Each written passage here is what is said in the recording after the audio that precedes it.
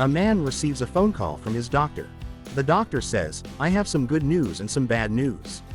The man says, "Okay, give me the good news first." The doctor says, "The good news is, you have 24 hours to live." The man replies, "Oh no. If that's the good news, then what's the bad news?" The doctor says, "The bad news is, I forgot to call you yesterday." Phone call at the plumber's house. "Hello, Herr Muller, this is your house doctor. My toilet is clogged. Could you please come to see me right away?" Plumber: "Oh, how inopportune you are. I'm just going out with a friend to a restaurant and I'm already wearing a black suit and lacquered shoes." Doctor: "Herr Muller, but if you are in pain, as a doctor I always come to you at your first request. Could you do me the same favor?"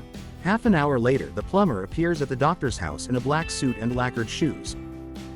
Examines the clogged toilet bowl, throws a couple of pills in there and says, "Okay, now watch him until tomorrow, and if it doesn't help, call again." A doctor comes out to the waiting room where patients are waiting for him and announces, "Dear patients, I am forbidden to announce you by name because of new regulations on personal data protection. So I will use non-personal data. Patient with syphilis and tripper, please come in." A man comes into a drugstore. "Tell me, what do you have for the throat?" The pharmacist lists them. The man writes them down. "And what do you have for earache?" The pharmacist lists it. The man writes it down. "What do you have for your nose?" The pharmacist can't stand it. "Man, wouldn't it be easier to go to an ent?" "Not easier, I myself am a lord."